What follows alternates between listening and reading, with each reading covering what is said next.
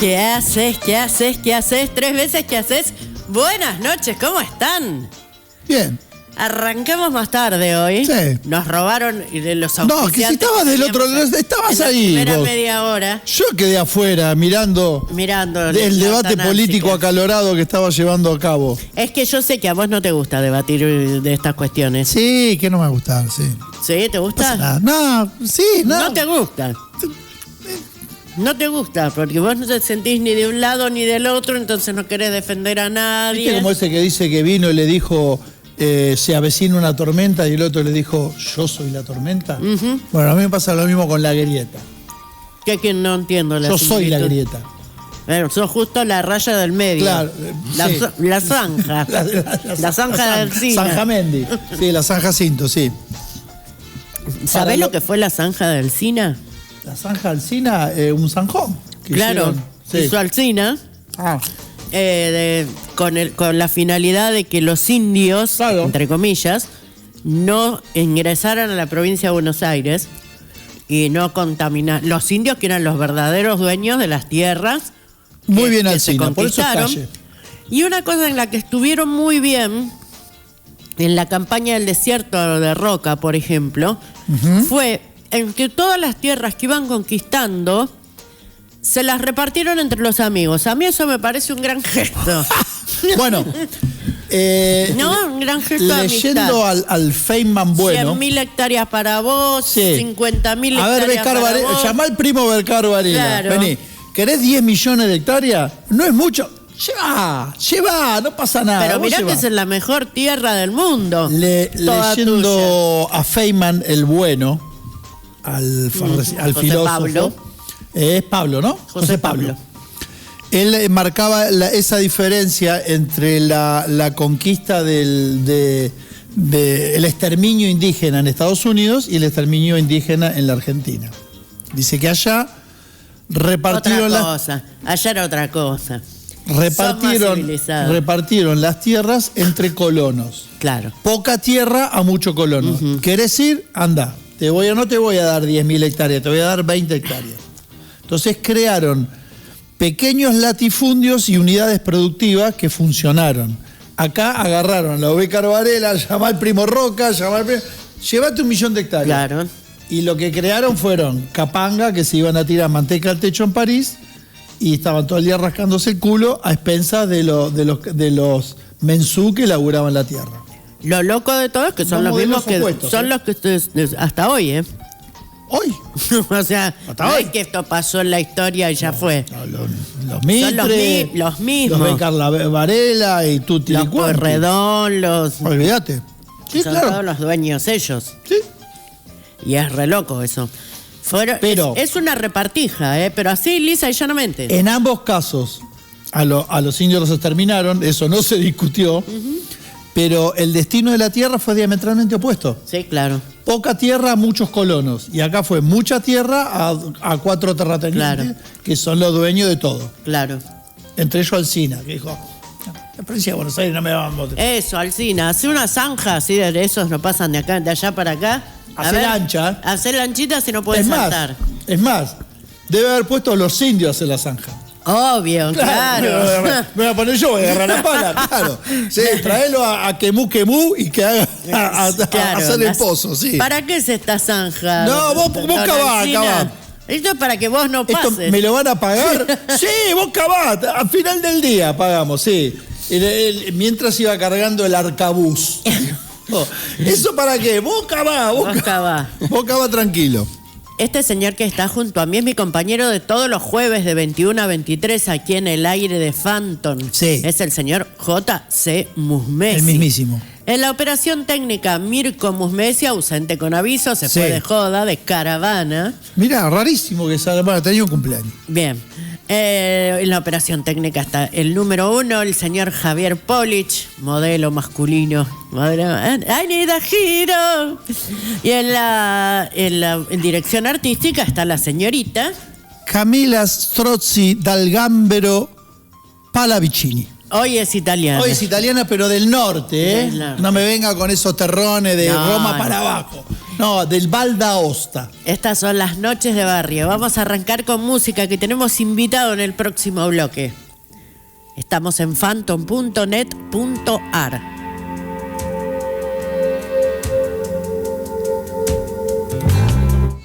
Acompaña de fondo el estudio de un futuro médico y se toma un café en el medio de una cama de amantes.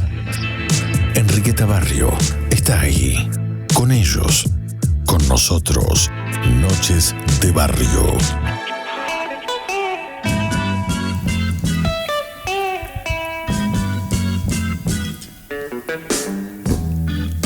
Noche de barrio en el aire de Phantom. Y con J venimos hace mucho tiempo proyectando una idea que nos daba vuelta en la cabeza, que nos gustaría, pensábamos, que nos gustaría... Una vez que tuvimos una idea. Sí, en 3 años de radio. Claro. Che, ¿sabes que tuve una idea? Que nos No. parecía que está bueno el hecho de invitar a gente, pero no gente que venga a promocionar una fecha o los músicos de rock. Que tampoco está mal. Que tampoco está mal. Nosotros estamos yo estoy medio cansada del temita. De ahí ustedes cómo empezaron y contame tus comienzos y bla, bla, bla. Y que no sé, yo me pongo en espectadora. Me pongo en espectadora de un programa y la verdad que cuente su vida o cómo empezó en la música un flaco que no conozco, cuya música no escuché nunca y seguramente no vaya a escuchar nunca, me empiece a contar que empezó en el viejo paracultural, la verdad que a mí como espectadora a esta altura de la vida me embola un poco. Tenés algo de razón. Pero sí me interesaría escuchar historias de vida. Esto es lo que yo le planteo a Jota. La verdad que me gustaría escuchar gente, qué sé yo, un panadero, un carpintero, un capitán de barco, un director de cine, gente que haga cosas normales, que no esté por presentar un show, ni estemos hablando de ese tipo de cosas, ni por lanzar un libro, ni nada, sino gente que tenga su cultura, su arsenal de vida, de pensamiento, de ideológico, de conceptos, de su cultura, digamos, que estuviera apoyado en un hacer, en un accionar, no que fuera una cosa puramente conceptual.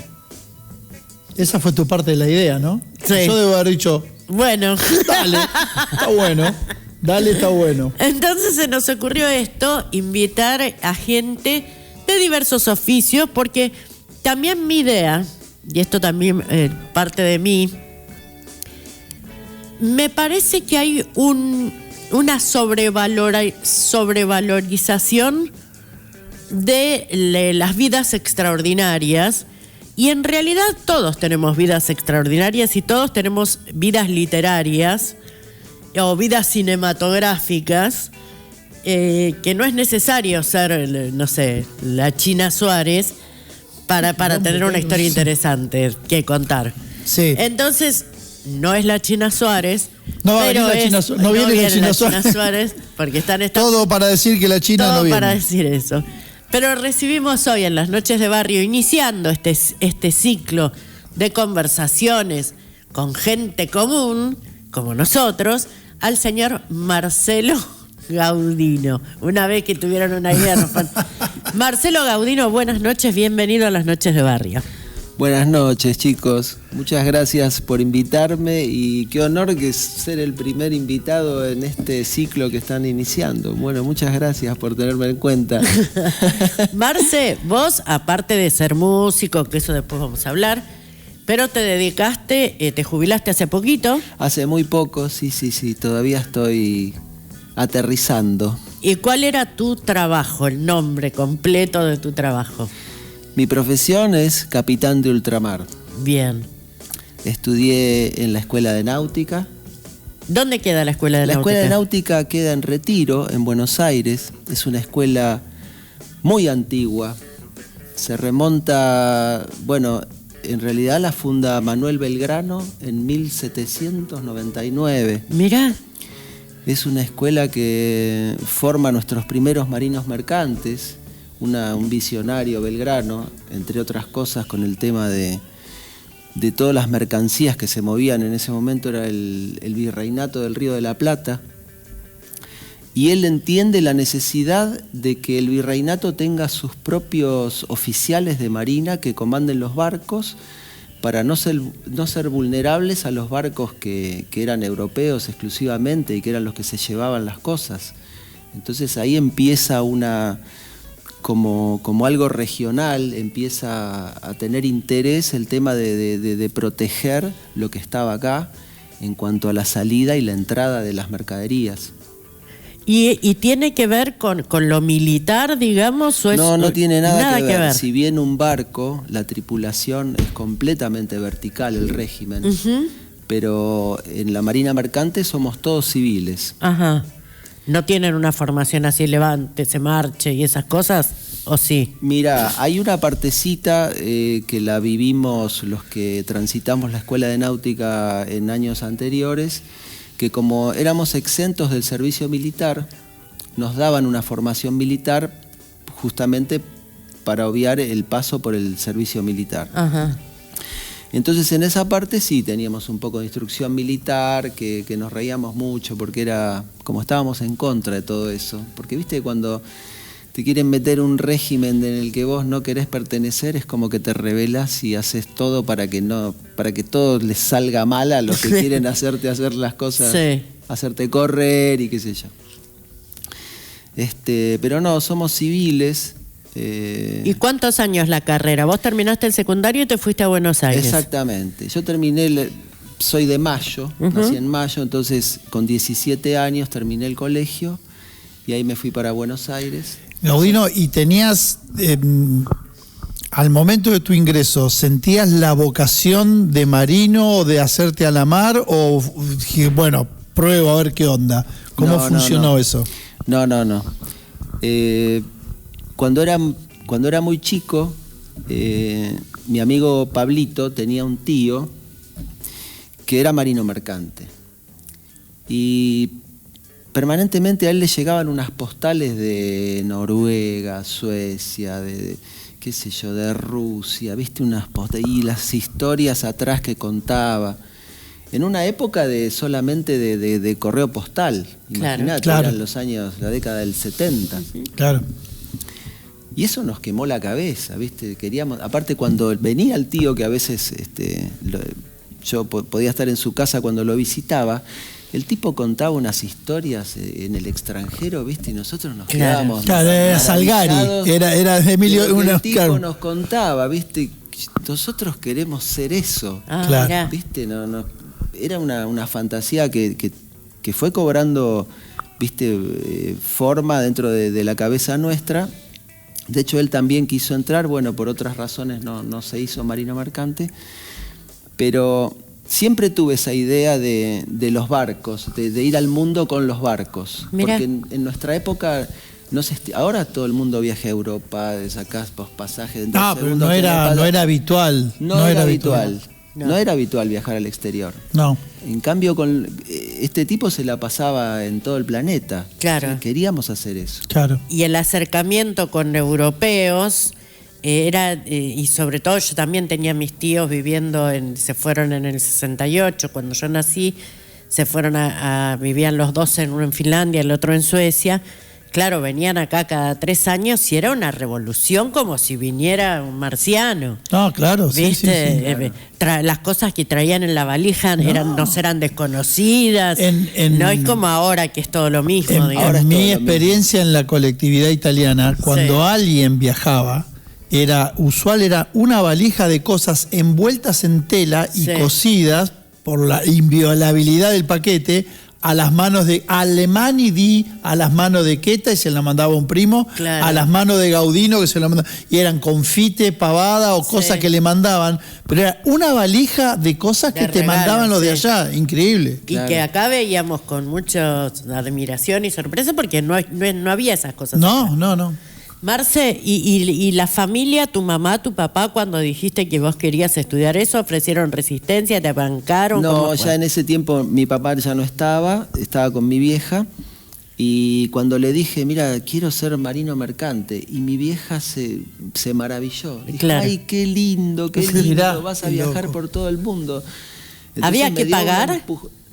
Sí, había que pagar algunas cosas, pero existía la posibilidad de conseguir becas por promedios.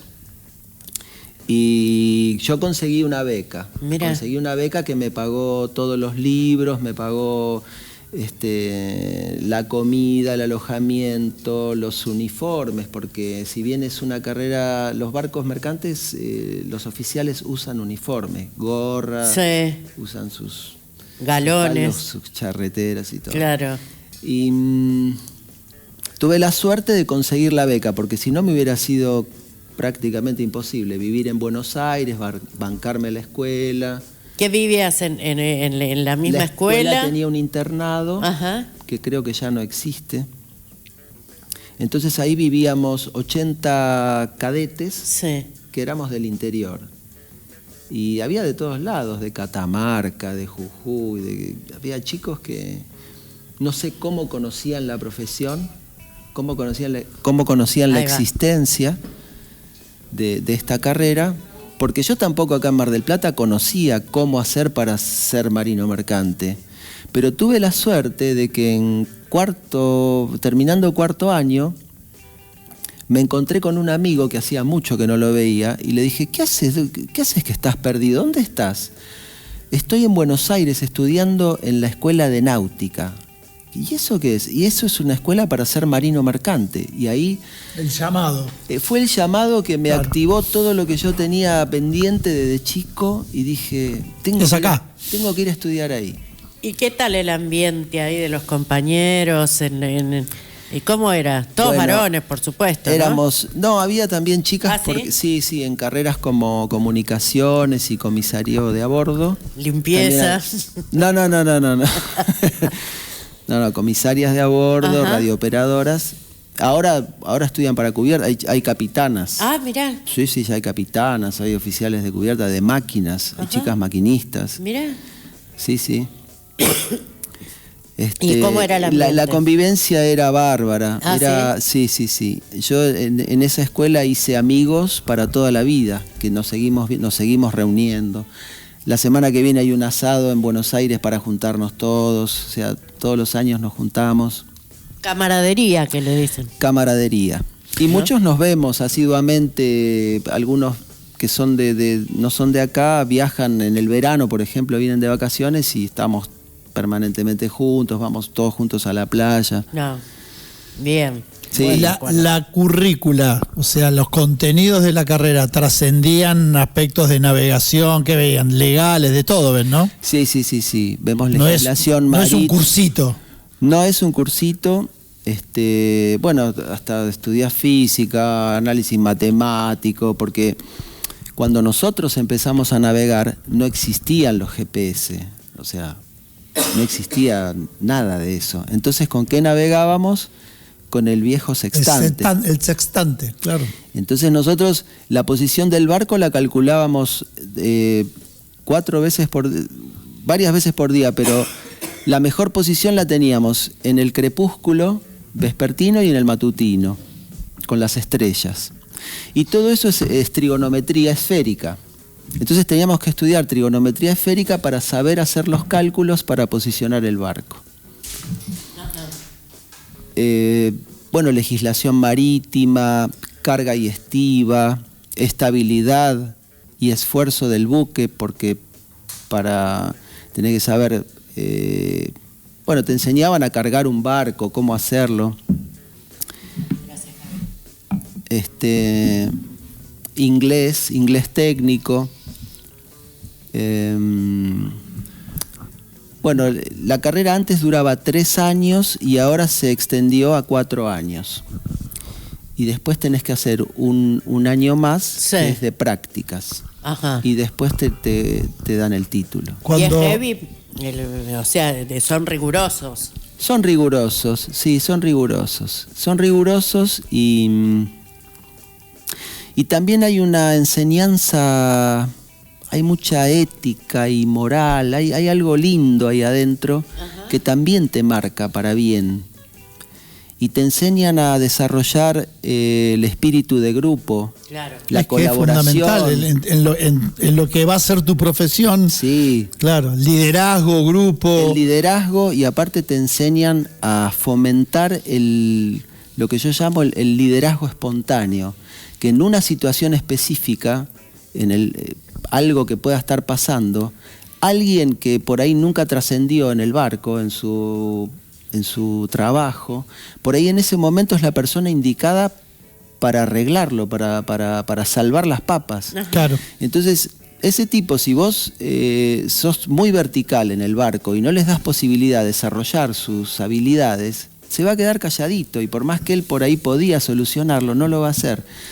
Entonces, fomentando a la gente a que saquen sus potenciales, entonces los líderes esos espontáneos aparecen todo el tiempo.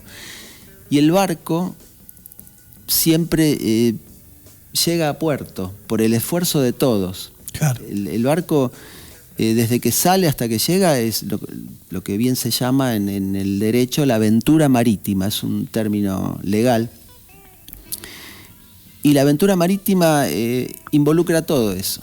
Los actores son desde el cocinero hasta capitán, el último marinero, todos. Es un engranaje donde son todo engranajes tiene, que todos tienen que funcionar bien. Claro. Claro. Sí, sí. Y ahí está la verticalidad que existe sin ser algo militar, Claro. pero el capitán dice algo y se tiene que cumplir.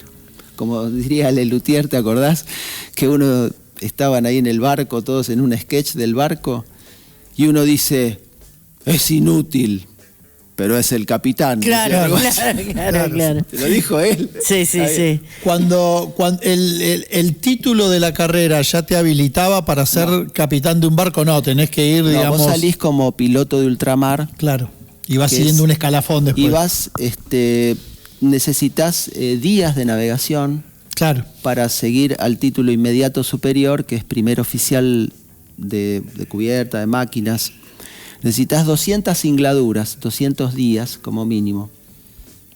Esos 200 días te habilitan a estudiar unas materias, 4 o 5 materias, que si las rendís bien te van a dar el título inmediato superior, que en este caso sería primer oficial de cubierta, el cual también tiene que hacer 300 días más de navegación, 300 singladuras, y después tiene que preparar otras materias específicas para ser capitán de ultramar.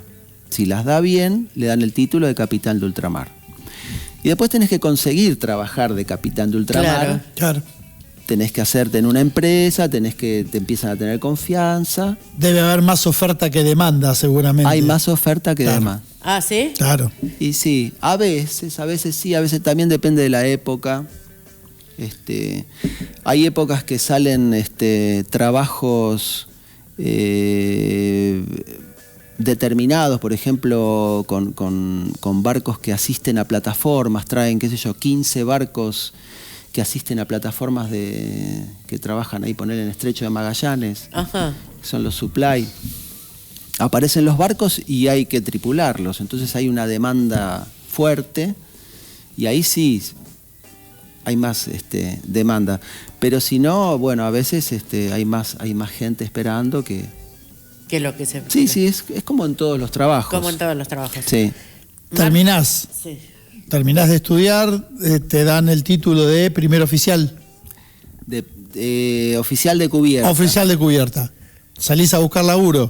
Salís a buscar Tu laburo. primer viaje. Mi primer viaje. Bueno. Mi primer lo viaje. acordás? Sí, Sí. sí. Sí, porque tuve la suerte, en esa época faltaban oficiales.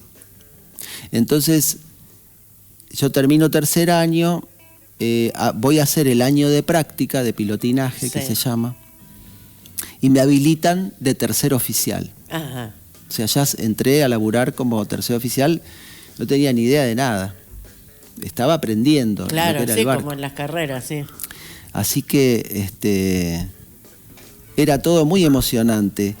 Y quería contar una historia. Antes de conseguir ese trabajo, hacemos 2 meses de pilotines hasta que nos habilitan de oficiales. Y el pilotín de máquinas, habíamos pasado por el sur de América, ahí por el Cabo de Hornos. Estábamos subiendo y nos agarra un temporal terrible. La ruta de Darwin, la ruta que hace Darwin cuando viene con el Beagle. Exacto. Claro. Nosotros éramos los alumnos, ¿viste? Éramos neófitos. Y nos agarra el primer temporal fuerte. ¿Viste?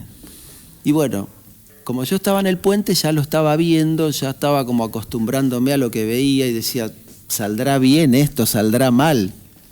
Pero los veía todos tan tranquilos en el puente que eso me daba cierta tranquilidad. Pero bueno, adentro mío decía, ¿qué pasará? ¿Viste? El barco, se caían todos los libros en la bitácora, ahí era un desastre todo. Pero bueno. Y viene el pilotín de máquinas, mi amigo, que estábamos los dos juntos haciendo el mismo paso por el barco, y me dice, Marcelo, hoy es mi cumpleaños y yo te prometo que si salimos vivos de esta, en el primer puerto me bajo y no subo nunca más a un barco. ¿Y lo hizo? No, te voy a explicar por qué. Entonces le digo, pero Francisco, ¿cómo me decís eso? Nuestro primer viaje, nuestro primer temporal, vamos a ponerle onda, qué sé yo. No, esto es una porquería, yo estoy muerto de miedo, no sé qué. Y estábamos hablando y cae el capitán y lo escucha. Sí. Y dice, tipo autoritario, ¿qué te pasa a vos? No, que esto que a mí no me gusta, que qué sé yo. Se van a poner los dos trajes de agua y se van a ir a la cubierta y van a ir caminando agarrados de la tapa de bodega hasta proa, pasan a la banda de babor y vuelven por babor y después me vienen a ver. ¿Qué? Ya, los quiero ya. Y bueno, fuimos, ¿viste? Sí. Nos pusimos la ropa de agua, íbamos agarrados el agua que pasaba, tormenta, era terrible. Íbamos los dos agarraditos así, olas caminando. grandes. Sí, olas. Ay, qué feo. Íbamos agarraditos ahí en la cubierta de las tapas de bodega. Llegamos hasta la proa. Íbamos dando vueltas y Francisco me dice, che, tan jodido no es. O sea, no nos va a pasar nada si vamos agarraditos de acá. Y sí, me parece que no nos va a pasar nada, porque si nos mandó, es porque no nos iba a pasar nada. Claro. Entonces, cuando volvimos, ya no tengo tanto miedo en realidad. Llegamos hasta el casillaje del barco y estaba el contramaestre, un contramaestre gallego. Pero hostia, ¿qué hacen ahí en la cubierta ustedes que están locos? No, nos mandó el capitán, porque... No, vengan para acá. Y nos lleva a su oficina y nos da un café con coñac. Uy. Tomen, estábamos muertos de frío, Claro, era invierno, empapados. Te corta. Y ya Francisco es como que le había cambiado el chip. Mirá. Y después ni se bajó, ni dijo Bien. que no. Siguió. Y siguió navegando hasta estos días.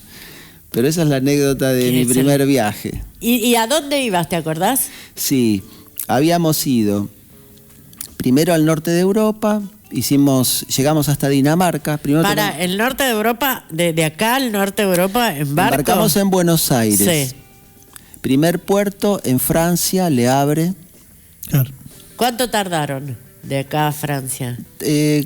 14 días. Ajá. 14 días. Después de Le Havre tocamos en Dinamarca Aalborg.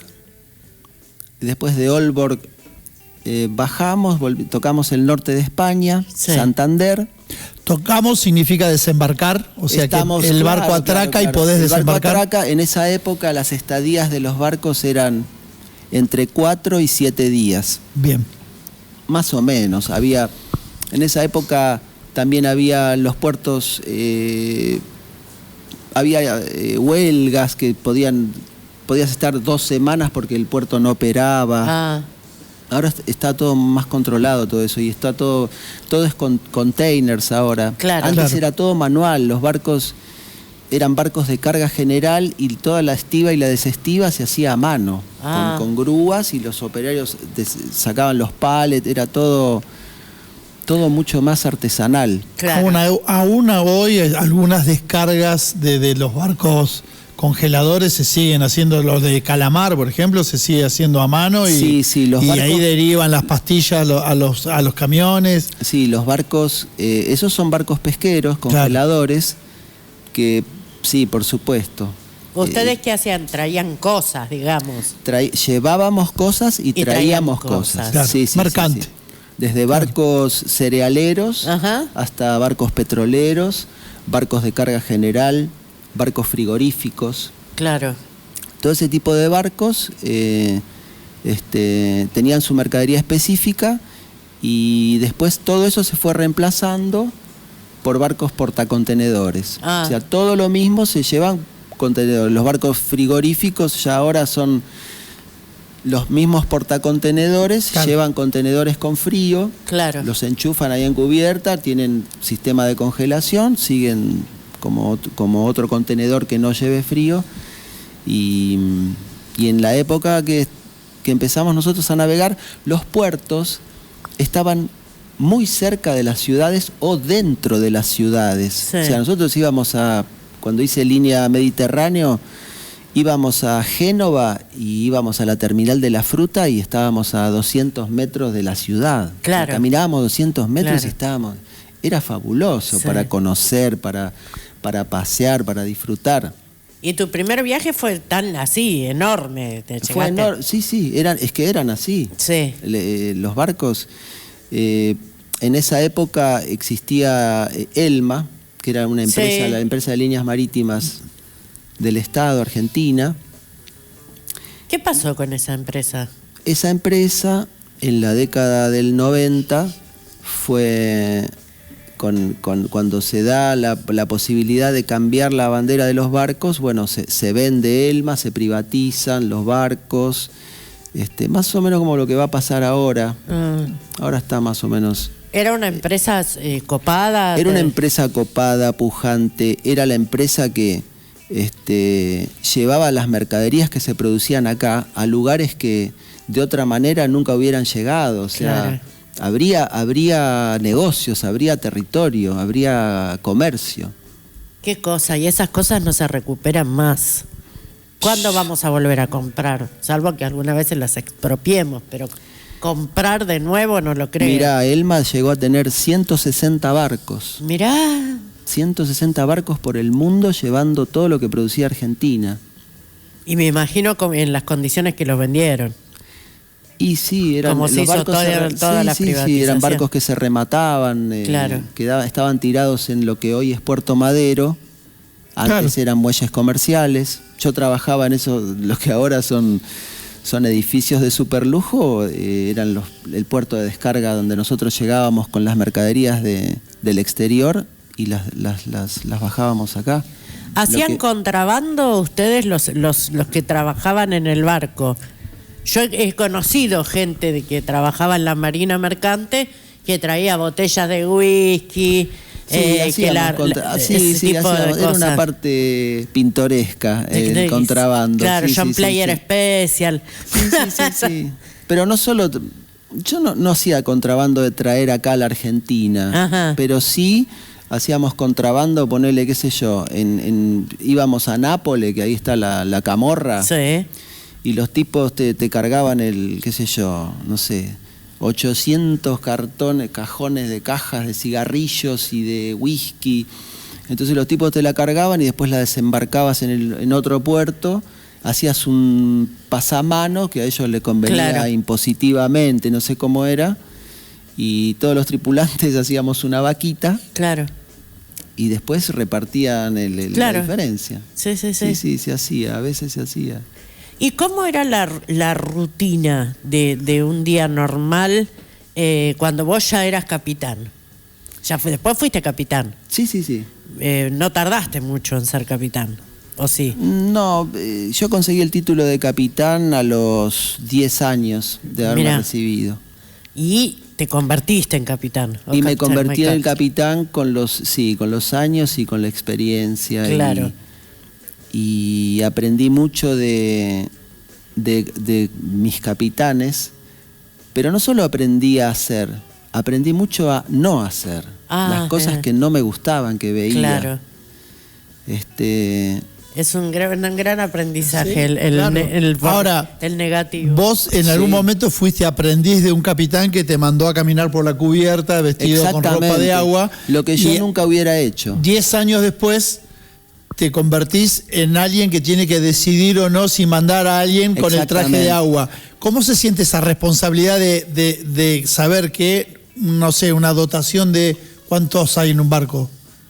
¿Cuántos puede haber? Depende promedio? del barco, pero qué sé yo, en el último barco que estuve éramos 90. 90 personas son tu responsabilidad. Son mi y 90 responsabilidad. personas que en el primer quilombo, en la primera tormenta, en la primera ventolera, te van a mirar a vos para decir...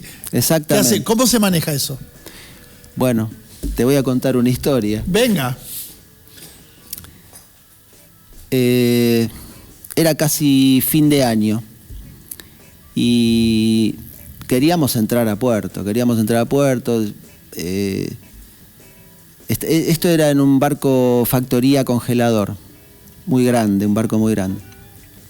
Queríamos entrar a puerto, ¿y qué pasa? ¿Entraremos? ¿No entraremos? ¿Qué sé yo? No, parece que nos vamos a quedar hasta enero. Y yo, hasta enero. Y el 28 de diciembre se nos incendia el barco, en el medio de la nada, entre las Islas Malvinas... Qué linda fecha para que se te prenda fuego. ...y la isla de los chiste, Estados. Sí. Se nos prendió fuego la sala de máquinas. Yo estaba en el puente, empiezo a sentir algo raro, una vibración extraña. O sea, cuando vos estás en un barco, conoces todos los sonidos de tu barco. Claro. Aunque estés durmiendo. Sí. Vos estás durmiendo, pero hay un ruido anormal. Es anómalo, sí, lo y te reconoces. despertás. Claro. Algo está pasando. Algo está pasando. Entonces yo sentí una vibración, algo raro. Y empiezo a mirar todo y empiezo a sentir una vibración y digo, ¿qué es lo que está pasando? Y miro la velocidad del barco y empezó a subir la velocidad de 14, 15, 16 nudos. Y digo, ¿qué está pasando? Llamo a la sala de máquinas y estoy llamando a la sala de máquinas y veo que sale un humo, pero negro, espantoso, de las dos chimeneas del barco. Pero mal. Entonces digo, bueno. Entonces se estaba prendiendo fuego la sala de máquinas. Había explotado el turbo del motor principal y se estaba prendiendo fuego. Los veo a los maquinistas que pueden salir corriendo, medio chamuscados, a la cubierta del barco. Y teníamos que extinguir el fuego de alguna manera. Entonces, bueno, primero teníamos que aislar la sala de máquinas para que el fuego no se propague. Y acá viene la historia, porque cada uno tiene una función, sabe que tiene que cerrar tal puerta, tal puerta, tal puerta. Son puertas estancas que te limitan el paso del fuego a otro compartimiento.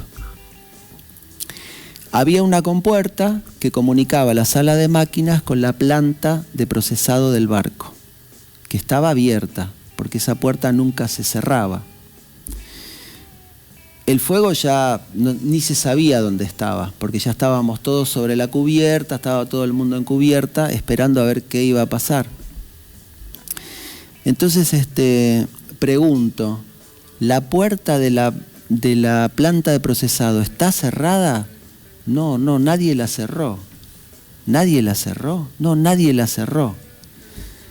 Hay que cerrar esa puerta, hay que bajar y cerrar esa puerta. Les digo, yo tenía 6 marineros que eran la brigada contra incendios, que era, digamos, mi mano derecha.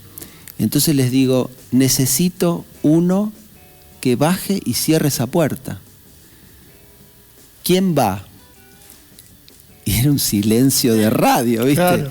Entonces los miro uno por uno. ¿Alguien puede ir a cerrar esa puerta? Y estaban todos, ¿viste? Entonces les digo, tráiganme el equipo autónomo. Y me lo puse y bajé yo. Claro. Porque había que cerrarlo, porque era la vida de todos y ninguno... Y digo, bueno, le tengo que dar el ejemplo, lo tengo que hacer yo. Claro.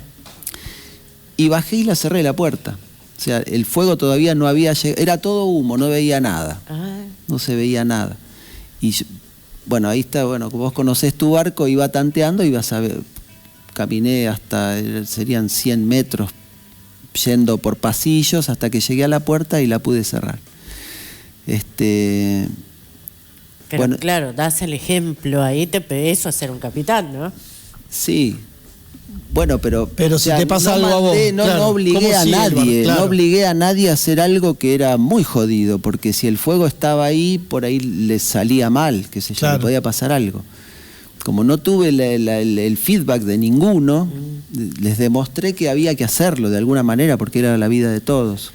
Pero también es cierto que si hay un comité que se ocupa de eso, se tendrían que haber ocupado de eso, ¿no? Eso es real, pero en una crisis, en una situación límite, Claro. la gente reacciona muy visceralmente. Ah. Y escucha, ¿y cuántos meses estaban juntos estas 90 personas en el agua? Aproximadamente 2 meses, que era nuestro periodo de embarque, 2 meses arriba del barco, 2 meses abajo del barco, de vacaciones. Bien, ¿Y las vacaciones siempre en tu casa o a veces quedabas en otro lado? No, siempre en casa. Bien. Sí, sí. Y esos 2 meses que estabas arriba con toda esa gente, ¿cómo se vivía la relación intergrupal? Claro. ¿Se pudría, no se pudría? Sí, pasa de todo, hay quilombo. Hay que hacer terapia de grupo. Hay que ¿Cómo hacer es? terapia de grupo. Yo soy una persona que más que hablar, soy de escuchar. Ajá. Me sale de escuchar. Entonces, digamos que en los conflictos escuchaba de verdad a las personas y más o menos iba arreglando las cosas, pero sí pasa de todo, es como, no sé, supongo que en una oficina también hay quilombo, la gente discute. Claro, pero ustedes Esto están es más ahí. intenso porque Claro, en una estás oficina pegás un portazo y te 24/7. vas al centro Acá o no le decís, podés. me voy Acá a no caminar y podés. vuelvo. Acá Ahí no podés. tenés un universo, Sí, un contenido en una embarcación, es una Exacto. sociedad que convive Exacto. en una pequeña ciudad que es Sí. el barco. Sí, igual es el estar arriba del barco también, el marino, eso ya lo sabe, o sea, desarrolla una convivencia. Claro. Desarrolla un nivel de tolerancia más alto que otras personas. Hay tipos que son cabrones y eso no lo van a cambiar. Ajá. Pero en la mayoría desarrollan. Está más desarrollado Sí, el tema de la... sí, de sí, la- sí. Y hablan, o sea, se conversa, se estudia, mientras se estudia, hay capacitaciones, se trabaja el tema grupal, relacional me refiero. Sí, Manejo de grupos. manejo de... Sí, a ver, se instruye a la Ajá. gente. Yo los instruyo, los oficiales los instruimos en supervivencia, en lucha contra incendios, en cuidados médicos. Les damos charlas. Yo hice videos. Ajá. Hice videos que después, con el tiempo, esos videos andan por todos los barcos. Claro. Yo he escuchado gente que embarcó, que me dijeron, usted lo conozco, capitán, Claro, lo vi en un video. ¿Qué video me viste vos? Claro, videos No, en didácticos. un video que estaba enseñando cómo, Un cómo era tutorial, para... lo que sería un tutorial. Exacto. Claro. ¿Y cómo es el tema con la familia? Ay, ¿Se extraña? La familia se extraña. Es cierto es que la el parte marino más- cuando vuelve es insoportable, cuando están... Yo tengo muchas madres de alumnos que... Bueno, tendría que haber venido Claudita por ahí Claudita. para acá. No, Y muchas madres de alumnos cuyos maridos se embarcan y están bastante tiempo navegando y siempre cuando vuelven dicen, ¡ay! Se acabó la paz. No mira, sé. no, creo que no es el caso. No es el caso. No, por lo menos no me lo hacen sentir así, al contrario. Porque es una rutina, pasar a otra rutina, o sea, es un... Sí, pero... Hay que acostumbrarse, ¿no? Sí, pero no sé. Yo soy una persona muy navegable. Ah, bien. Entonces me parece que no jodo demasiado. Bien. No jodo Bueno, demasiado. pero se extraña también. Sí, se extraña mucho. Ah. Yo creo que la parte más, no sé si decirlo ingrata, pero es una parte dura, es el tema del desarraigo y dejar los afectos en tierra tanto tiempo. Claro. Y todo lo que te perdés, las vivencias, las cosas que están pasando, que vos te enterás. Ahora existe el Sí, WhatsApp, existe, es más fácil. pero cuando empecé a navegar solamente tenía una comunicación por radio que era de 7 minutos por semana. Nada. Eso era todo lo que me comunicaba.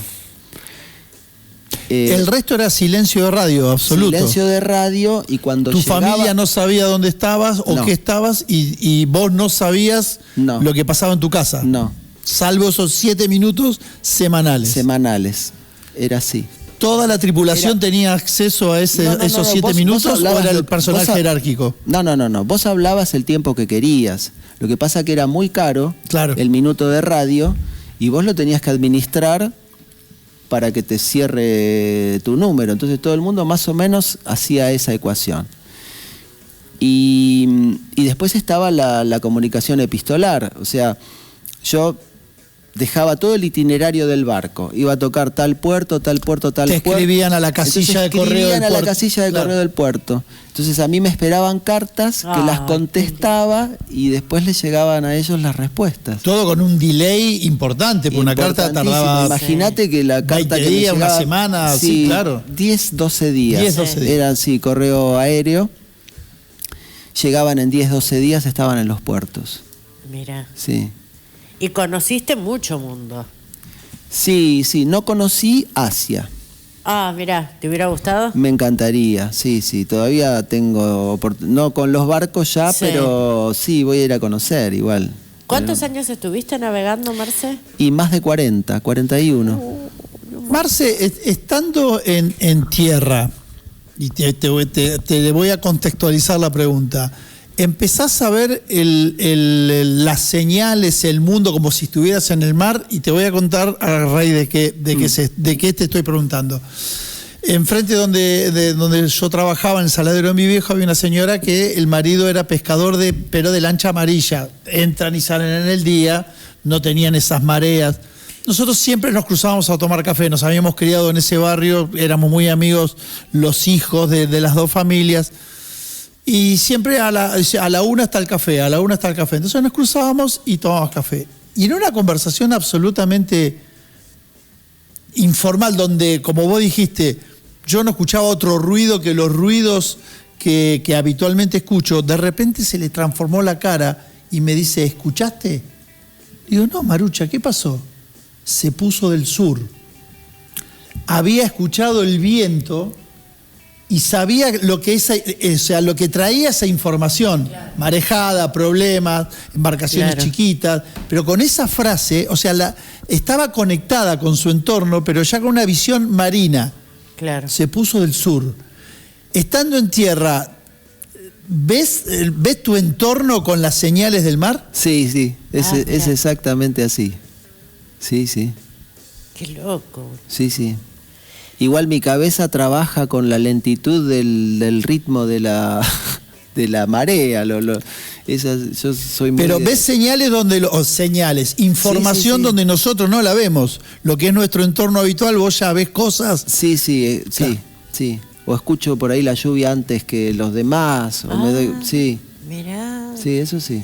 Es inconsciente, o sea. Sí, claro, como vos dijiste, cualquier ruido anómalo, estás tan interiorizado que cualquier sonido que no es habitual decís. Y a veces me preocupan esas cosas y por ahí me dicen, ay, qué lindo, va a venir un temporal y qué sé yo, y yo. No está bueno un temporal. No está nada bueno. No está bueno. nada bueno. Pero sí, porque ponemos a mirar tele, claro, no, pero sí, está bien. A mirar tele, pero temporales, poner el buque a son de mar, a ver cómo se capea, si te y hay que capear, atrás de una isla, qué claro. va a pasar, qué no va a pasar. ¿Y alguna vez te la viste realmente, cruzaste los dedos y decís, ay Dios? Sí. Igual Porque vos ibas afortunadamente, por el sur, que es bastante bravo por lo que se dice. Sí, son de los mares más peligrosos. Sí. El sur nuestro es como los polos son. Claro. Los dos polos son bravos. Sí. Son bravos. Sí, en el Cabo de Hornos vi unas olas que, mamma mía. Ah, sí. Sí. Y el barco no podía avanzar porque eran tan grandes. Nosotros íbamos hacia el oeste y estábamos cruzando del Atlántico al Pacífico. Es el cruce de océanos, es bravísimo también. Sí, ¿no? el Drake, el pasaje Drake. Sí. Y la verdad que le dábamos máquina para tener el barco de proa al temporal, nada más, pero el barco iba para atrás. Ah. Iba para atrás. Pero viste olas que los barcos...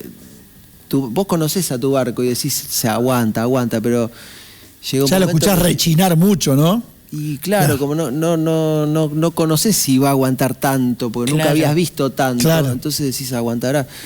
Entonces dije, voy a llamar a estos chilenos a ver si me dejan esconderme al socaire. Tienen ahí un archipiélago, las Islas Ermite, que están al lado del Cabo de Hornos, que te podés esconder ahí. Sí.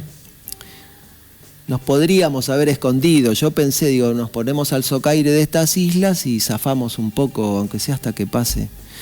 Y los llamé al control ahí de Cabo de Hornos y no, negativo. Ah, mirá, no qué se puede, hortera. sí, menos de 3 millas de la costa no se puede acercar, así que seguimos peludeando un día y medio más hasta que empezó a bajar el viento, la marea y ahí, bueno, seguimos para adelante. El padre de un amigo mío, yo tengo mucha experiencia de pesca más costera, se ató al timón. Ató al timón de un barco más chico, un barco de que salía 2 días. Sí, eso es muy mandó usual, a todo el mundo bajo cubierta, estuvo 2 días atado al timón para que el oleaje no lo tumbara, capeando un temporal. 2 días. Qué loco. Y el resto de la gente abajo. Yo a veces miro videos de esos que baja así, viste, que vos decís, la puta madre, mira, eso me encanta ver videos en Italia, temporales en barcos. En Sicilia, que prácticamente salen en botes, a familiares de mi viejo los velaron, hicieron un velatorio en ausencia, un temporal, no aparecían, hicieron un velorio en ausencia, tiraron flores al mar. A los 3 días llaman de Grecia. Che, hay uno que dice que viven aquí, que son de allá. Y los tiró allá la tormenta. Claro. ¿Y hay mucho, escabian mucho en el barco? Y a los veces compañeros. Depende, algunos sí, es como... Sí, es parte como en todos lados. Yo creo que en todos lados hay gente que escabia, gente que no escabia. Un amigo mío fue... Bueno, pero ponele, los docentes de la universidad no escabian en un día común. Por ejemplo... no sé, yo trabajo en la universidad, estoy ahí en la universidad. No, está bien. Pero los marinos tienen más fama de... No, pero cuando... Sí, pero cuando... Sí, pero cuando están trabajando los horarios de trabajo... No. Y yo he echado a muchos, no sé si muchos, pero a varios, por encontrarlos con olor a alcohol. Ajá. Dije, deja tu tarea, y al primer puerto lo bajé y nunca más. Dije, la compañía, no lo quiero más.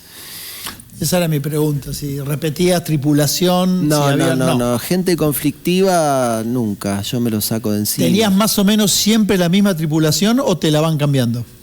No, siempre trataba de armar un grupo, y me iba quedando con la gente buena. Claro. Con la gente... Eso que se contratan cada viaje se llaman...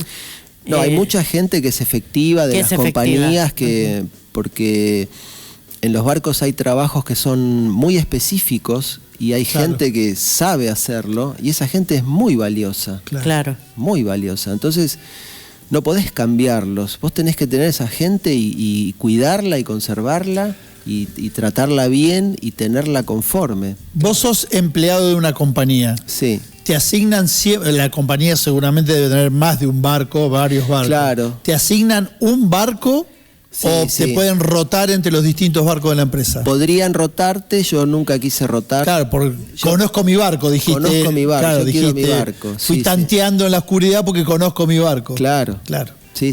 ¿Se armaban parejas entre la tripulación? ¿Hacían amores así? Sí, de hecho hay gente que hizo familia. Claro. Hay gente que se hizo familia. Inclusive tuve tripulantes extranjeros. Ajá. Qué sé yo, un noruego terminó casándose con una americana, hoy viven en Tampa, Sí. tienen su familia, tienen sus hijos, y sí, creo que en todos los trabajos hay parejas, hay historias. Sí, seguro que en todos los trabajos, pero digamos que eso, estás 2 meses arriba del barco. Pásame el jabón. Claro, qué sé yo, Claro. se crea una intimidad. Dormimos juntos, no sé, Sí, sí. no. qué Sí, sé se yo. da pareja. Parece más como tentador. ¿Quién nos va a ver acá? al cine Estamos- no podemos ir. Claro. Andar en Estamos bicicleta, a tomar mate a la costa, no podemos ir. en el medio del Atlántico, ¿entendés? Estamos ¿Qué vamos a Estamos hacer? acá en el Atlántico profundo. Claro, Lo que pasa en el Atlántico Queda en el muere en Atlántico. Queda en el Atlántico. Y miran películas en el tiempo Sí, libre. sí, hay. Mucho, sí. Sí, Yo sí. me acuerdo del catering de las embarcaciones de la empresa donde yo trabajaba y había un videoclub que trabajaba exclusivamente, te Exactamente. traía cajas y cajas de videos. Sí, sí, sí. Ganan bien. Es un buen laburo. Es un buen laburo, se gana bien, se gana 3, 4 veces más que en tierra. Ah, que entierran en un tipo de laburo como que... Qué sé yo, ponerle ¿Cómo preguntar? No sé. ¿Qué gana? Por ejemplo, hoy un capitán de barco como vos, ¿qué gana? ¿Alrededor de cuánto? Y ponele? puede ganar 4 o 6 millones de pesos. Bien.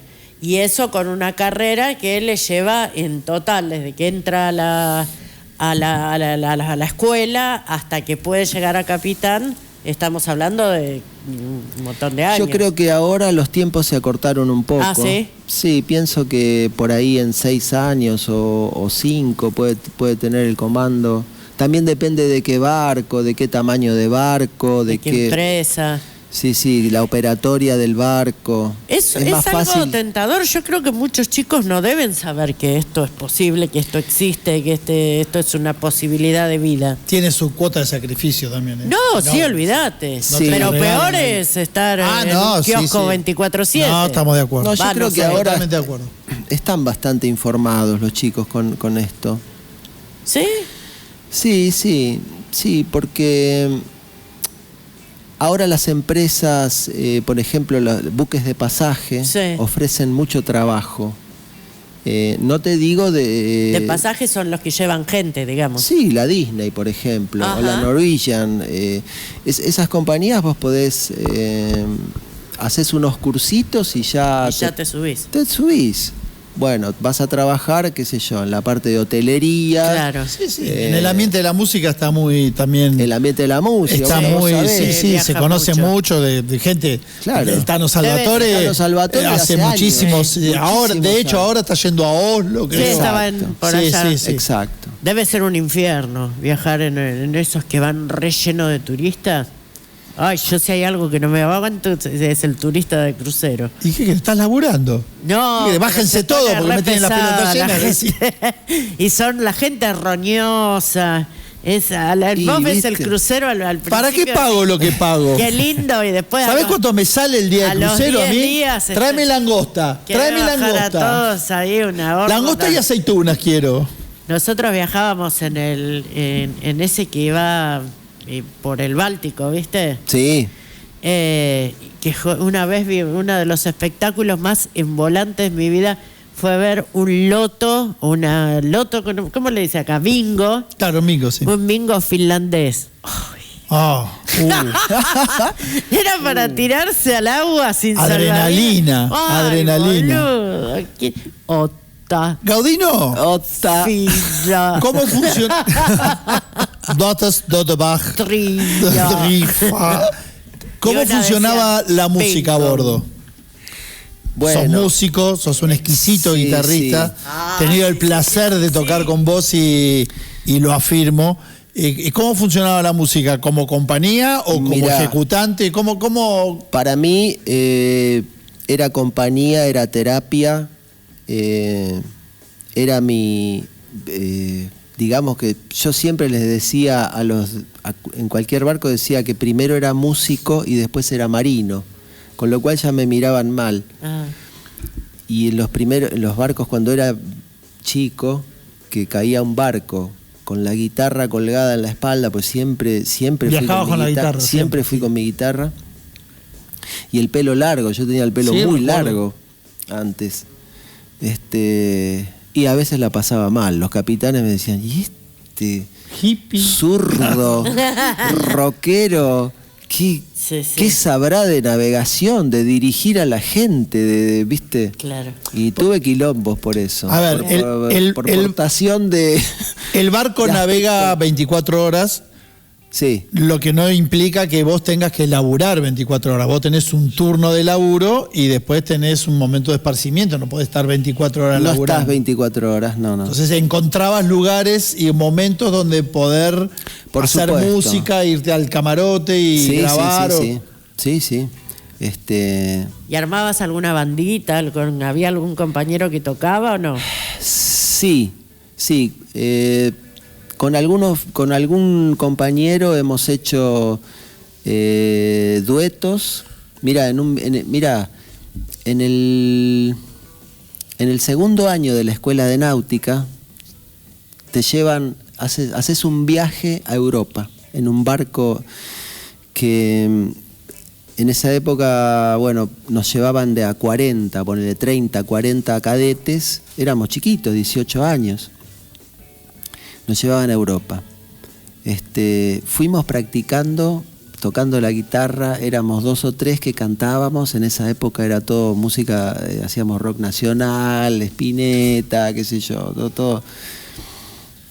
Y estábamos afiladísimos a 2 voces, ¿viste? Cantábamos con bárbaro. Y cuando caímos en Hamburgo, fuimos a un pub y tocó una banda punk. Y uno de los chicos, uno de los nuestros, le decía al barman, che, dale la guitarra a él que toca, dale la guitarra. Y el tipo no le daba bola. Sí. El alemán, ni 5 de bola. No, dale la guitarra. Bueno, tanto lo jodió que tipo, pero no me dio la guitarra.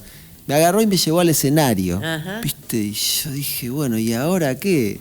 Entonces lo llamé con el que hacíamos los duetos y le dije, Edu, subí que vamos a cantar. Y nos pusimos a cantar. Y nos aplaudieron. Qué bueno. Nos aplaudieron. No solo eso, el tipo nos ofreció laburo, porque le fue tan bien, Claro, vendió tanto Hermoso. que nos quería contratar para que vayamos a cantar, ¿viste? 2 sudacas que Buenísimo. hacer una música que ellos, pero Claro, ¿qué ni es idea. esto? Porque nunca habían escuchado lo que nosotros estábamos haciendo, ¿viste? Fuimos Marce pintorescos. ya en tierra, jubilado, encima en una ciudad costera, ¿te da nostalgia al mar o decís, ya está, listo, ya navegué lo que tenía que navegar? No, me da nostalgia. Sí. Me da nostalgia, me gusta mucho el mar. Todos los días voy a ver el mar. Tengo un amigo que tiene un velero y salgo con el velero cuando se puede. Me gusta, me atrae mucho, me descarga y me carga. Para mí no podría estar lejos del mar. No podría vivir en la montaña. Claro. Claro, porque vos por ahí... Ni siquiera si tengo un lago cerca. En tu Tiene que tripulación ser- tenés tiene gente ser que el por ahí mar. vive adentro, o sea, viven en Entre Ríos o en ciudades que no Sí. son costeras. No, de hecho hay gente que no sale a cubierta en un mes, ponele, Claro. no les interesa. Y yo todos los días salía a caminar media hora, mínimo, caminando por la cubierta. Mucha introspección también, ¿o no? Sí. Ahí en Claro. Mucha introspección. Claro. Yo soy una persona Que te sentís cómodo en ese estado. de estar mucho para adentro. A Sí. mí me gusta, yo Sí. no tengo problemas conmigo mismo. Claro. Convivís bien con esa situación. Sí, Claro. sí. No tengo problemas. Y escucha la historia esa de que, no digo de vos, por Dios, Claudita, la historia esa del marino con una novia en cada puerto, ¿es verdad? ¿No es verdad? ¿Sí es verdad? Y hay algunos que sí, que se puede dar. Sí. Sí. Todo depende de la persona. Y con respecto a cuando uno conoce tanta gente de tantos lugares diferentes, yo he visto que se dan dos fenómenos que yo he visto en otras personas. Hay gente que se vuelve como muy amplia, muy tolerante, muy amplia de miras, digamos, y gente que empieza como a estigmatizar también. Entonces que te dicen, no, los rusos tal cosa, no, los chinos tal. Empiezan a notar o a percibir o a ver rasgos típicos, digamos, de determinadas comunidades. ¿Cómo fue tu visión? ¿Te identifica alguna de estas dos visiones o no? ¿O tu visión frente a la diversidad es otra? No. En tu cara, María O'Donnell. ¿Te hago un dibujito? No. No estigmatizo. No, al contrario. Me abre la cabeza, me abre la mirada, me nutre, me alimenta ver que hay gente que son completamente diferentes a nosotros. ¿Es cierto eso de casas más, casas menos, igualito a mi Santiago o no? ¿O el mundo es realmente distinto en otros lugares? No, yo creo que el ser humano es igual en todos lados. Ah, ¿sí? Sí, cuando empezás a escarbar un poquito, tienen las mismas necesidades, tienen los mismos deseos, tienen el mismo pensamiento inconsciente que vos, o sea, reaccionan igual ante las mismas situaciones. El ser humano es universal. Es universal. Genial. Sí. Genial, porque te lo está diciendo alguien que ha viajado y que ha conocido un montón de gente de distintas nacionalidades, de distintas religiones, con distintos idiomas, otras idiosincrasias. Viste que nosotros, la Argentina, a pesar de ser un país, como dicen siempre, un crisol de razas, viste que somos como comunidades bastante cerradas. Nosotros no tenemos acá, por ejemplo, en Mar del Plata, una fuerte presencia del Islam o una fuerte presencia de afrodescendientes o una fuerte presencia. Es como que es bastante todavía la sociedad argentina, marplatense, como bastante homogénea, digamos. Sí. Mi tío cuando venía de Suecia me decía, yo extraño esa multinacionalidad, multinacionalidad que yo veo en los países de Europa, que acá no la veo. Y por eso yo, no sé, hay veces que el argentino tiene una cosa como muy racista en muchos sentidos, pero que tiene que ver con esto, con que no estamos muy acostumbrados a la interculturalidad. Justamente, me parece que eso es un poco cultural también. No todo el argentino es como vos decís. No, claro. Y me parece que es más cultural que otra cosa. Sí, seguro, sí. Sí. Acá yo me acuerdo cuando éramos chicas, por ejemplo, ahora no sé, bueno, también ahora, pero por ejemplo ver un afrodescendiente por la calle era un jugador de básquet, punto. Claro. Y ahora ya se amplió el espectro a vendedor de anteojos. Lo que pasa es que entre la fiebre amarilla y la guerra con el Paraguay, los afrodescendientes no quedó mucho. Sí, pero en general viste que no hay mucha. Hay algunos chinos, pero digamos. Pero es un fenómeno más reciente. Sí, más reciente. No creciste con eso. No. Fuiste contemporáneo de un fenómeno que es más reciente. Sí. Vamos a ver los próximos años. A ver qué pasa. A ver qué pasa con eso. Yo creo que este tema, se va terminando el concepto de dinero, se va terminando el concepto de frontera, ya es la universalización es un hecho, ¿viste? Me parece que vamos hacia eso, a que se va fundiendo el límite preciso. O sea, ya hoy es impensable, por ejemplo, una cortina como la que separaba Berlín del oeste. No va a funcionar más, no hay forma. Ni siquiera los chinos pueden hacerlo. Pero mirá Estados Unidos como agarró una corriente que se está poniendo re duro. Sí, pero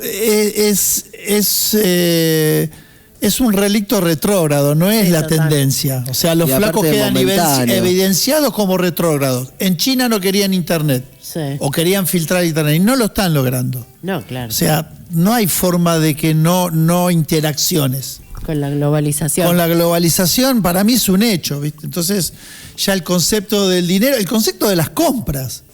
Vos hace 10, 15 años decías, voy a pedir en una plataforma una chinela con la cara de Brad Pitt. Y antes ibas a San Juan y las comprabas, a la calle San Juan o lo que sea. Y hoy estás conectado con el mundo para conseguir lo que quieras.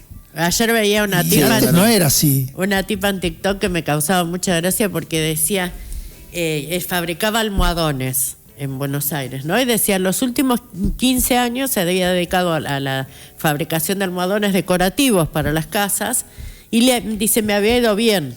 Y estaba ahora horrorizada por el tema de Shein y de cómo están entrando al mercado las compras de China. Entonces ella decía, yo, dice, tengo que pagar el envío de un almohadón al Gran Buenos Aires, que está a 20 minutos de acá, claro, y me sale 7.000 pesos. Y traen el mismo almohadón que yo hago acá a la mitad de precio, gratis, desde China. Es una locura. No hay manera de competir. Claro. No es posible, si yo para 20 cuadras tengo que pagar 7 lucas y de China viene gratis. Ahora, ¿cómo se hace esa ecuación? Claro, decime cómo claro. existe eso, ¿no? Sí, es un fenómeno. Es más, para mí ni siquiera lo planteo como un juicio de valor, no estoy diciendo si eso es bueno o es malo, es un hecho. Sí. Se están disgregando las fronteras, se está disgregando el concepto del dinero, ya, viste, no es un bien de cambio inamovible como era antes. No. Y lo que era la patria, lo que era el grupo cerrado, está dejando de ser. Yo creo que va a haber cada vez más etnias interaccionando en distintas partes del mundo. Sí, pero yo no veo que vaya a ser de manera armoniosa. Yo creo que no lo sé, no lo sé y no creo tampoco, sí.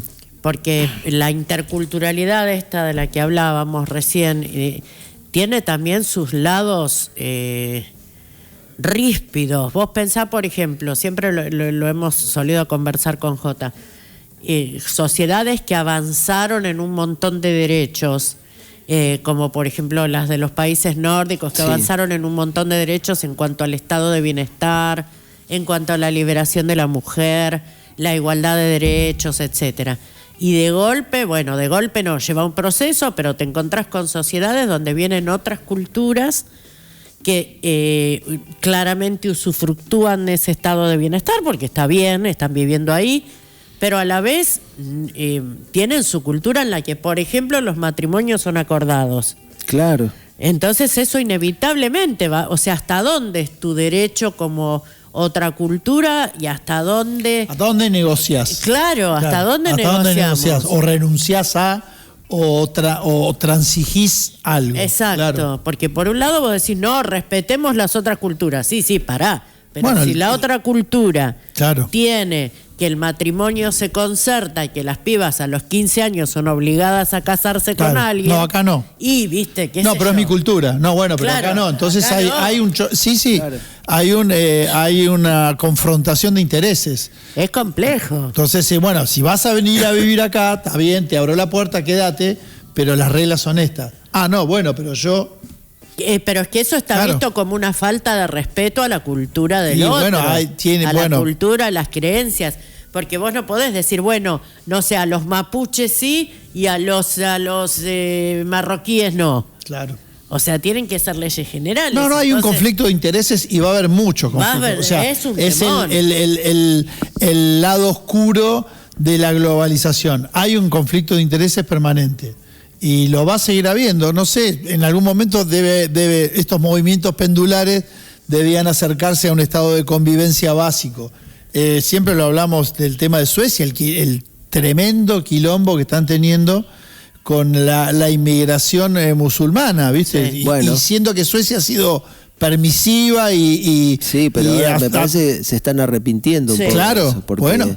es inmanejable. claro. Sí. Y aparte de pueblos así que tienen religiones que son, qué sé yo, Muy estrictas. fundamentalistas, cosas que son muy heavy, que se pueden venir en contra, ¿viste? Sí, Claro. claro. Por lo Entonces- menos problematizar cosas que ya te digo que se creían logradas. Yo no. Tener que volver a plantearlas o volver a trabajarlas. Es un temor. Y volviendo al inicio de este programa, yo hoy no veo una vuelta a la zanja de... No sé si está bueno o malo todo el tema de la globalización. Yo creo que va a quedar mucha gente en el camino y afuera, pero no veo una vuelta a una zanja de Alsina. Mirá cómo te redondeé. Sí, No sé. es que es a un imposible. sistema proteccionista de Es fronteras cerradas. Y es muy difícil. Es muy difícil. Es muy difícil. Puede haber restricciones, pero lo es que muy ya difícil. está. Lo que estás viendo es que la tendencia es hacia el otro lado, a que No se vaya sé. disgregando la zanja de Alsina. A mí lo que me llamaba la atención, justo estábamos estudiando marxismo en Comunista. sociología Sí, y hablaba de la alienación del trabajador, ¿no? sí. Que es un concepto, Bien marxista, sí.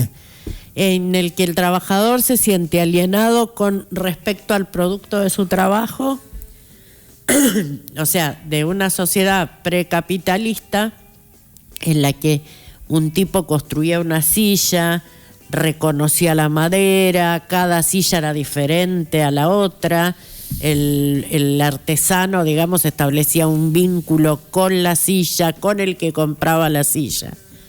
Eso pasó en sociedades como ahora, en las que, por ejemplo, que está tan en boga, como vuelvo a repetir, las plataformas de compras de China, por ejemplo, ver cómo nadie tiene que ver, o sea, ya no hay más nada del ser humano en ese producto que llega.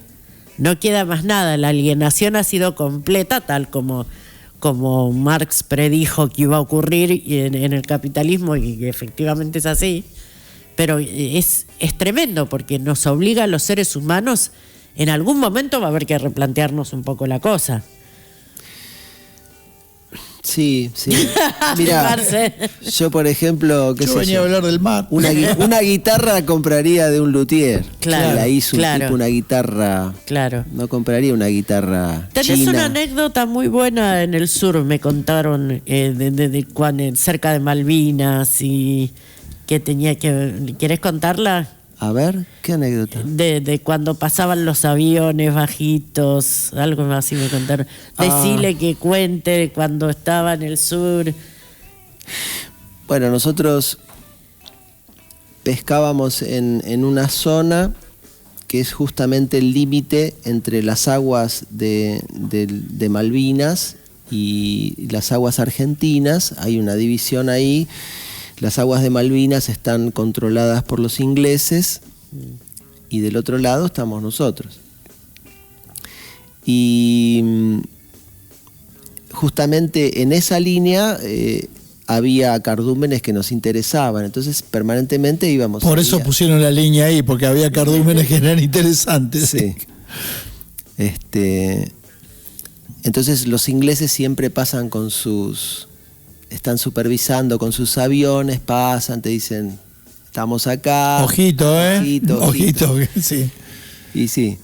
Y bueno, no sé, la anécdota, no sé quién te la contó, pero una vez nos metimos una milla adentro, viste, fuimos.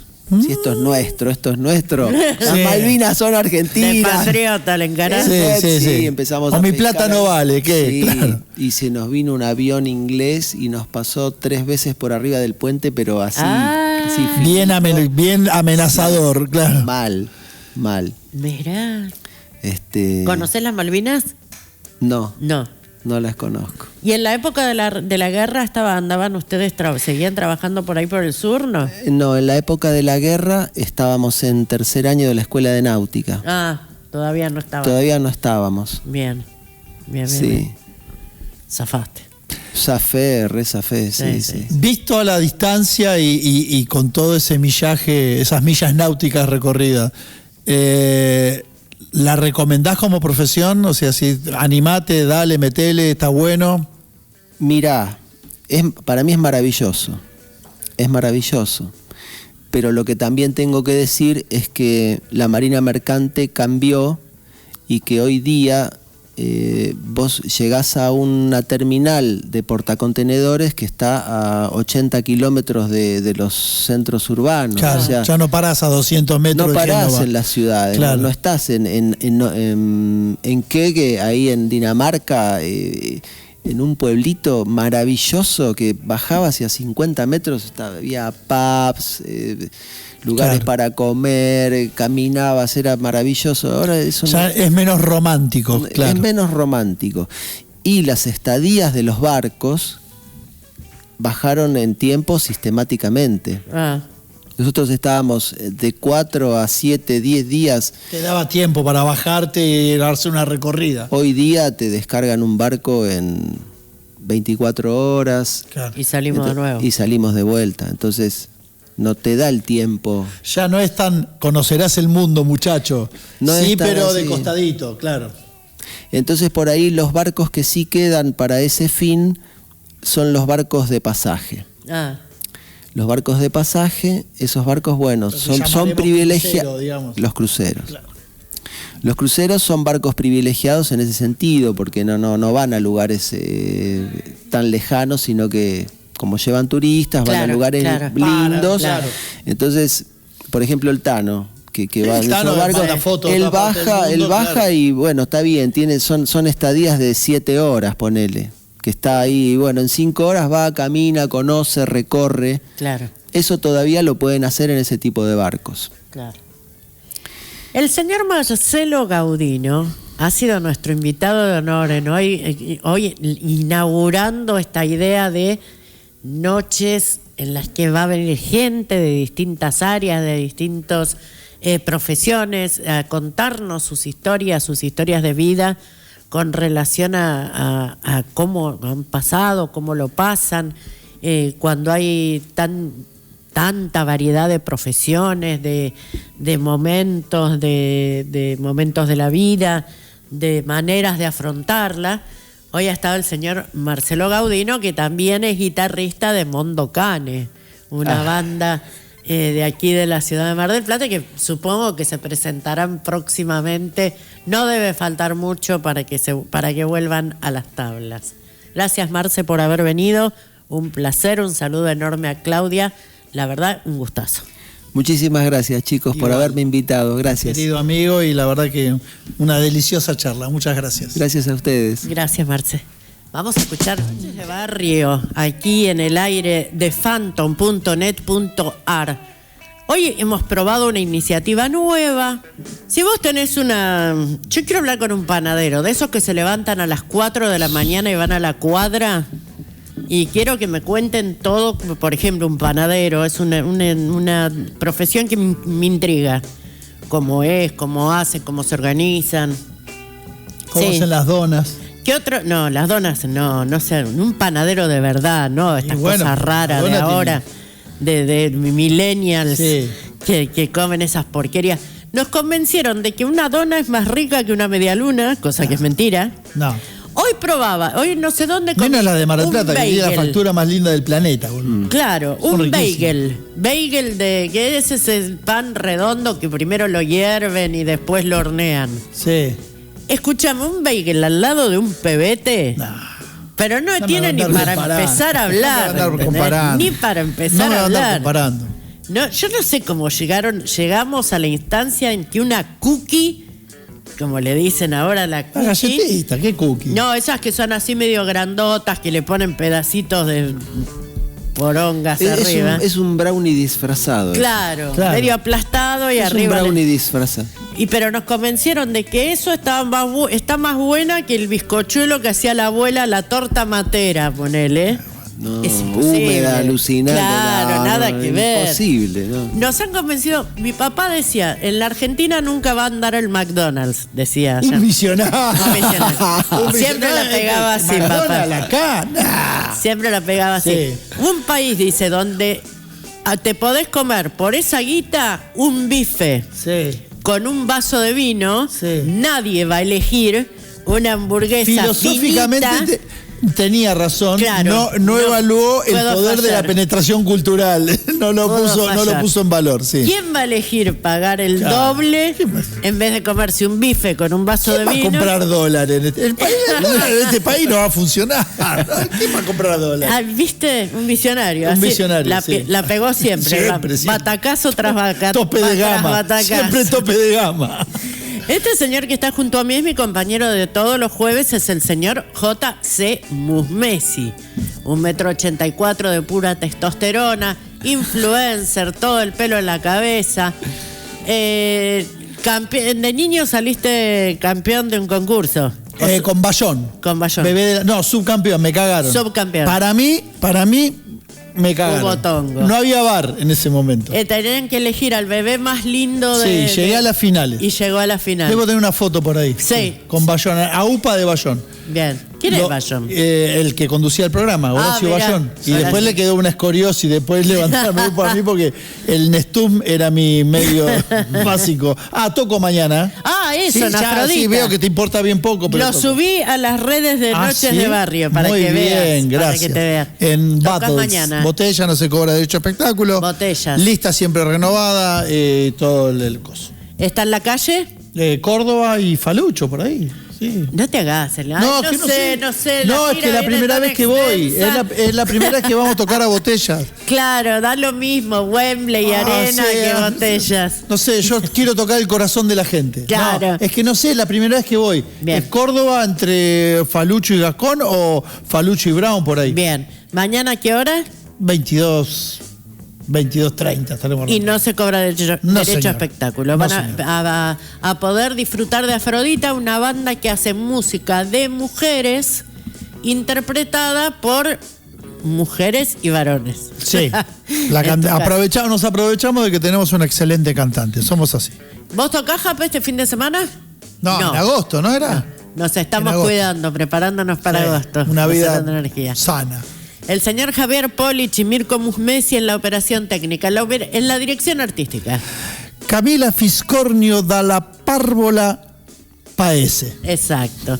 Mi nombre es era otro hoy.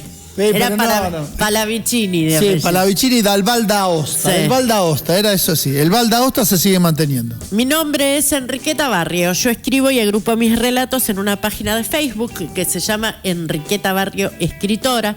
Date una vuelta por ahí a ver qué te parece. Que la vida te trate con cariño, que no te asustes, que no te sobresaltes. Es mi deseo para vos, para toda esta semana. Si podés pasar esta semana sin sobresaltarte, Por ahí. el jueves que viene te doy un premio. Hasta el jueves que viene, Jotín. Hasta el jueves que viene, Queta, Marcelo Gaudino, gracias por la exquisita charla y la visita. Polig, Camila, Mirko, gracias a todos los que están del otro lado. Beso grande, nos vemos el jueves que viene.